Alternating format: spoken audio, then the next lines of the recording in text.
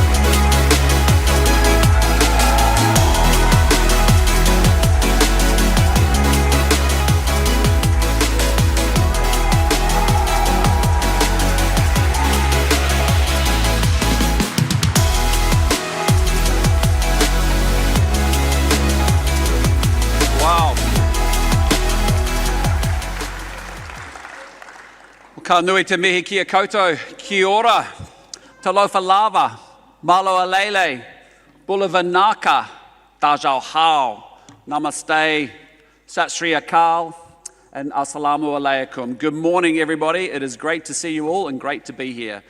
Before I begin, can I just thank some incredible people who do some fantastic work for our great party and to keep it fighting fit. Our fantastic President, Sylvia Wood, and our newly elected board. Can we give them a big round of applause, please?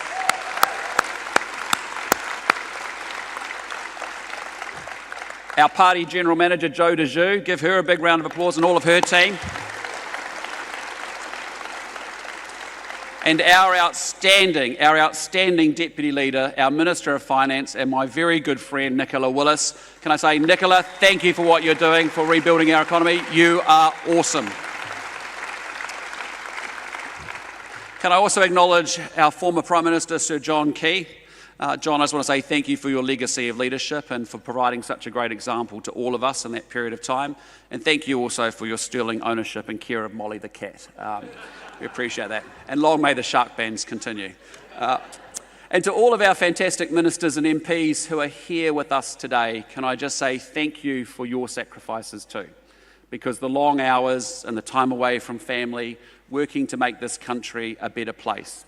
And I also want to take the chance to acknowledge and to thank all of the partners and all of the families who support our team and make so many sacrifices to allow our people to succeed, including my own wife, Amanda. So thank you to all the partners and all the families as well.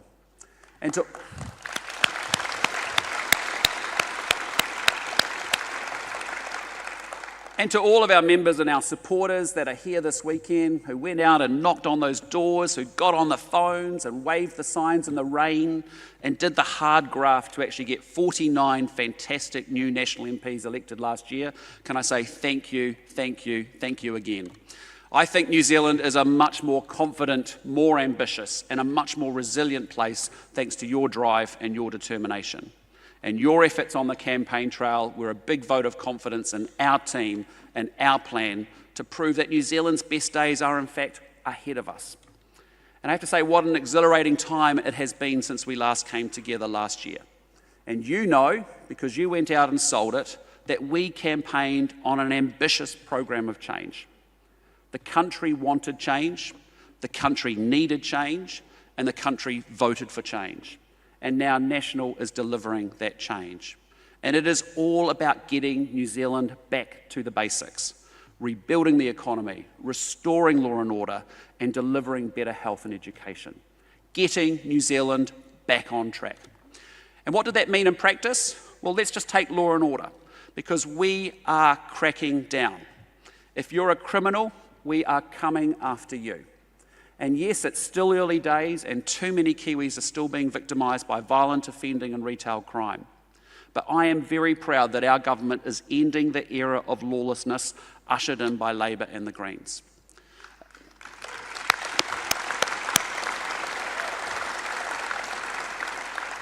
And I will speak plainly because New Zealanders have a right to feel safe. And that right trumps any interest in giving violent and repeat offenders an early release just so that they can continue to prey on our communities.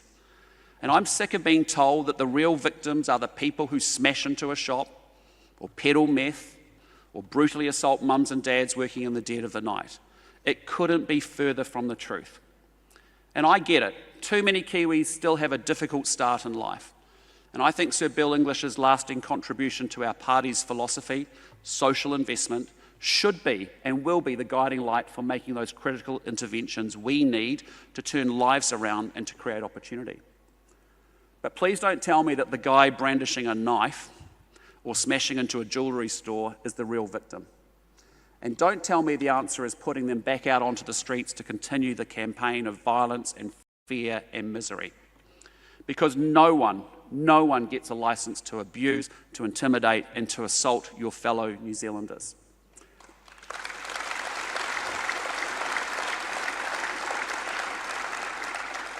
And so we are cracking down. More cops on the beat with teams dedicated to shutting down retail crime in Auckland, Wellington and Christchurch. We've ended funding for cultural reports And now we're bringing in tougher sentences for violent and repeat offenders, with guardrails on judges to prevent soft sentencing discounts.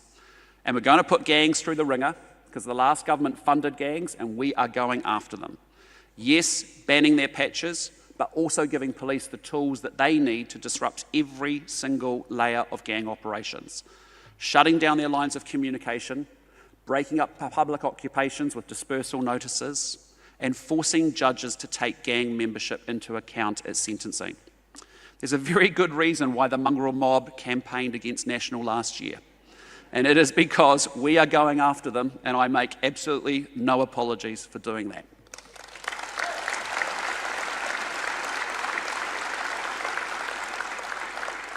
Now, we're also taking action to improve health services on the front line after years of neglect from the previous government. And I am incredibly proud of the decisive action that Dr. Shane Reti is taking to fix the system and to deliver the care that Kiwis deserve. And I want to say I was shocked when Shane told me that there were 2,500 more people in the back office of Health New Zealand. And I think it's become obvious to everyone by now that the last government's health mega merger went the same way as Te Pūkenga or Three Waters. It is a total shambles. And we don't do excuses in the National Party, do we? No, we don't sit around waiting for someone else to fix the problem. We actually get on with the job. And so we've removed the board, we've appointed a commissioner, and now we're getting the focus back on the patients, not the paperwork. And on the front line, we're making the investments that matter the most. More nurses, more breast cancer screening, more counselling services through organisations like Gumboot Friday, more security at our emergency departments, and more funding for up to 26 cancer drugs and other medicines that will help 175,000 Kiwis.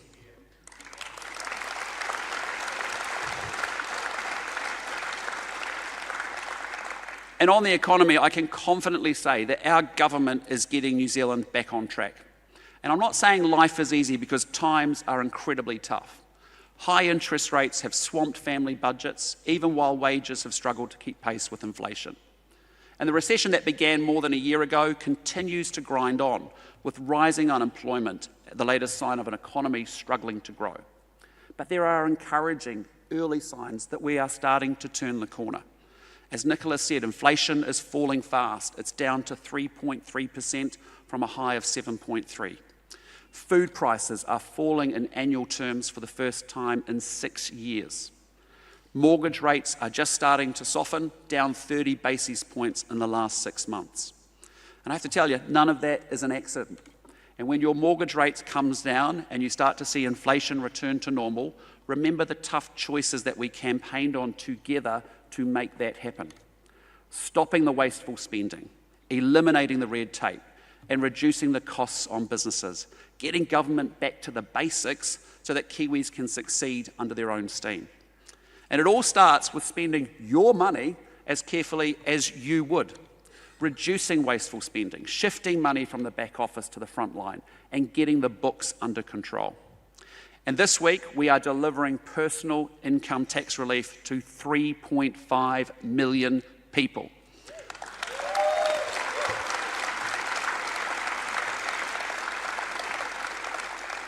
And next, it's about creating economic opportunity, because it's only through a strong economy that we can actually lift incomes and fund the health and the education that Kiwis so richly deserve.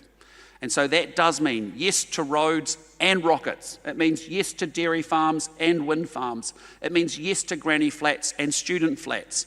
And yes to tourists coming here and Kiwis exporting over there.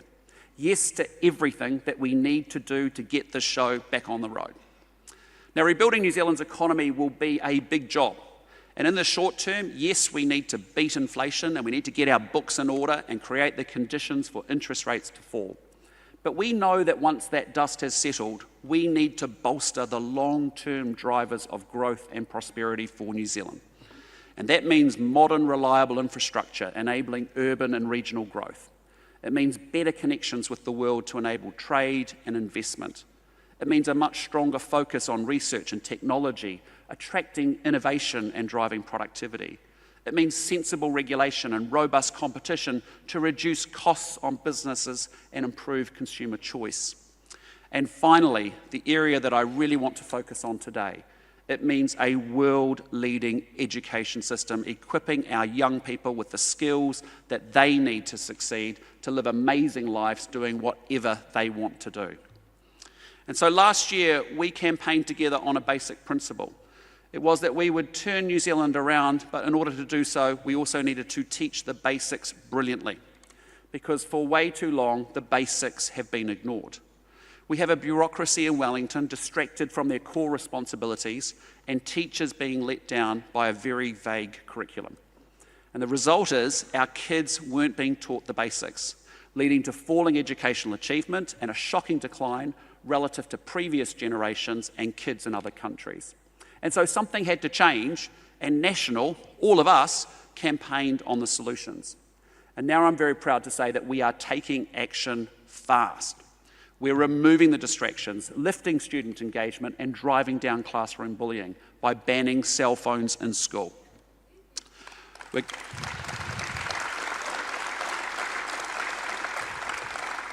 We're giving every child a grounding in the basics by making sure that they get an hour of reading, an hour of writing, and an hour of maths every single day.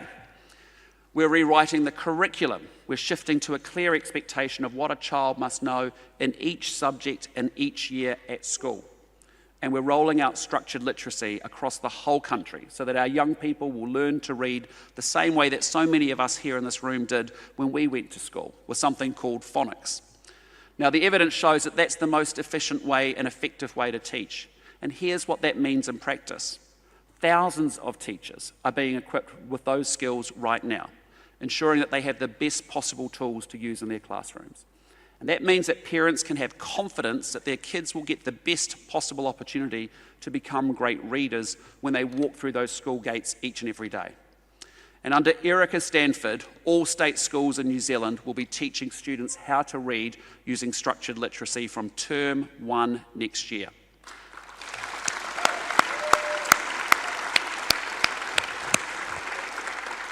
It'll be the same way, the right way, every day, based on data and evidence to get the best possible result. And it makes me very proud that it should make you proud to be a member of the National Party doing that job. But I have to say to you, it has become clear in recent weeks that we must do more. And today we can tell you about some shocking new data on student achievement in maths last year. So looking at kids who are about to go to high school, this data shows us that just 22% of our students are at the expected standard for maths at year 8, which is the old Form 2. 22%. And what that means is that 4 out of 5 of our kids are falling behind on maths. And the results are deeply, deeply concerning, but I suspect not a surprise for many of the parents and grandparents who I know are frustrated and despondent about the progress of their own children in school. But it actually gets worse, because 3 out of 5 of our kids are more than a year behind on maths by the time they start high school. And translated into raw numbers, that means that last year, around 50,000 children getting ready for high school were not at the curriculum benchmark for their age. 50,000 kids. And if we're really honest with ourselves, and we have to be straight up when we talk about results like that, 50,000 more next year, if nothing changes, and another 50,000 the year after that. And just imagine Eden Park completely full each and every year with kids that are not where they need to be on maths. And there's no way to describe those results as anything other than a total system failure. So let me explain to you why these numbers are so shocking. Because up until now, New Zealand has assessed students in broad multi-year bands, where a child could be years behind where they should be, yet they're still considered to be at curriculum. And this is the first time that we've actually assessed our kids, showing where they are at, compared to the year that they're actually in. And essentially that means that many parents were being told that their children are doing just fine, when the reality is they could be years behind. And it's quite abhorrent to me that by failing to properly use assessment, the true state of failure has been masked and the interventions that have been required have not actually happened. Now, unpacking the data shows a very sad story because just 8% of our kids in our lowest decile schools are at curriculum in maths in Year 8, and 79% are more than a year behind. And for Māori, just 12% are at curriculum in Year 8, and 76% are more than a year behind. So if we are to close the gap and to raise achievement, we must have a knowledge-rich, year-by-year curriculum that is explicitly taught and consistently measured against. And that's exactly what we're doing. Now, I want to be clear, I don't blame parents, I don't blame teachers, and I don't blame young Kiwis trying their best in classrooms up and down New Zealand. And as politically gratifying as it would be to blame the other lot, and they definitely haven't helped, this issue, I think, is bigger than politics. This is the product of years of drift and a decay in a system that has become utterly distracted from the values that we all care about in this room: achievement, opportunity, and success. And whether it's our curriculum, our teacher training, our resources, or our priorities within the education system, for years we have not been setting our kids up for success. And this is the time to work together to turn these statistics around. And so I'm standing here before you as Prime Minister, and my promise to you today is that it's time for change. The system must change, the results must change, and we will deliver that change. But we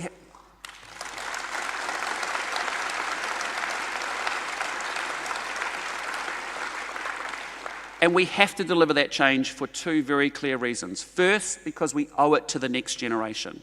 New Zealand should be a country with abundant opportunity. And I believe that the spirit and the promise of New Zealand is that if you work hard, you can get ahead. And that means everybody. Wherever you grow up, whatever your parents did, and no matter where you're going and whatever your aspiration in life, you deserve a shot. And so for every kid walking into school tomorrow morning, backpack on, ready to take on the world, my message is simple. I cannot change the choices that you make or the home that you were born into, but by God, I will move heaven and earth to give you the best possible start in life with an outstanding education.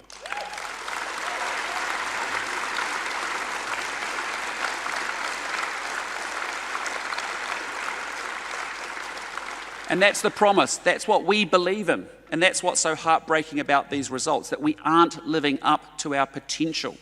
And so we have to change, we have to do better, and it is time to act.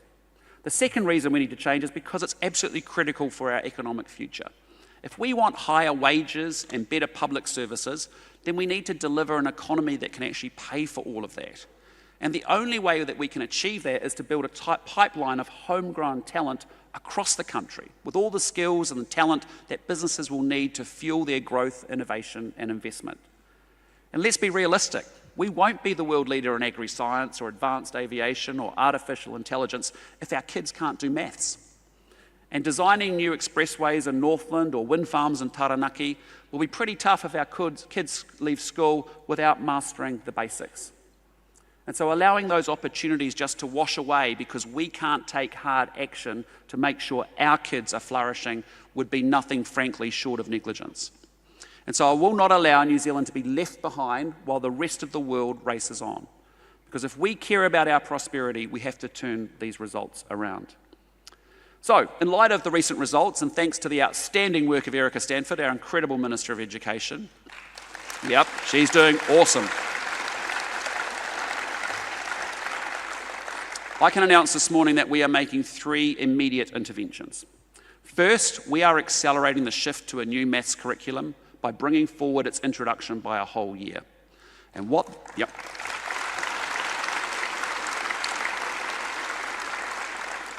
that means for parents is that from term 1 next year, your child will be learning maths based on a new, world-leading, knowledge-rich maths curriculum that brings us in line with countries in the OECD like Singapore and Australia.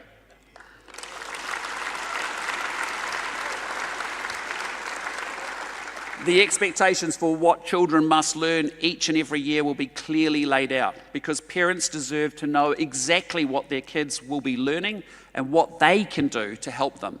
And from next year, they will. And so we will roll out student workbooks, detailed teacher guides, and other top quality resources aligned to the new curriculum. available for every school, available for every teacher and every child in every classroom in New Zealand.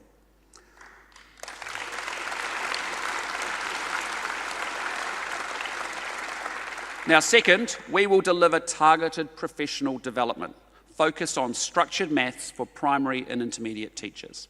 And we know from a range of studies that too many teachers sadly do not have the confidence to teach maths to our young people.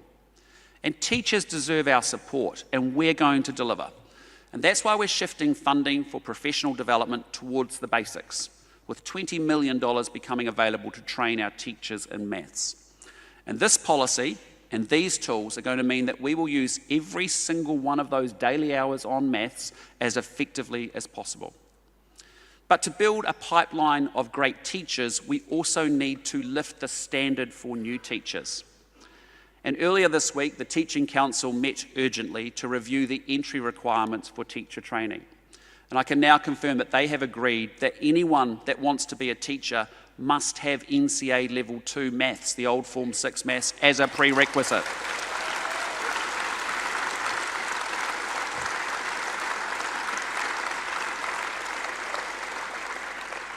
Now, it's a simple but a very necessary change, and good on the Teaching Council for driving this through with urgency and immediately. Because parents deserve to know that the person responsible for teaching their child maths has the confidence to do so. Now, thirdly and finally, we are taking assessment and support for kids who need it very seriously. And that means alongside our new curriculum, there will be twice yearly assessments for maths in primary schools starting from 2025. We can't know, and parents can't know, if students are sinking or swimming if we aren't checking their progress. And we have to make sure that every child has a record of their achievement as they move through school so that we know what's going right and what might be going wrong. And I think our responsibility is to support them if they need it, whether it's an accelerated program if they're thriving or extra help if they're falling behind. And if our kids are really far behind, we're going to provide targeted support in small groups using structured maths to give our kids the best chance to catch up and succeed. So, ladies and gentlemen, I do want to acknowledge our incredible Minister of Education, Erica Stanford. And Erica, can you please stand up and can I embarrass you good and proper?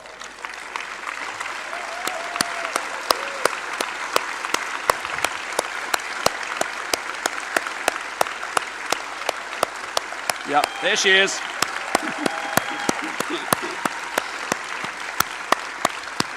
Erica, I want to say to you, thank you so much for all of your drive and your energy to fix this country's education system, and thank you for giving young people a better start in life, and that's what you're all about. So thank you so much. We really appreciate you.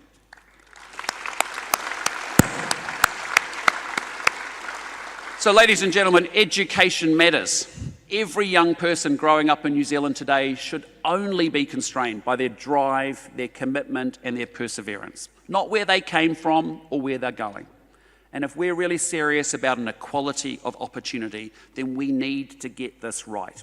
All of us, the parents, the teachers, the principals, government, iwi, business and community, all have a part to play in lifting our game and delivering the transformational shift from where we've been to where we need to get to.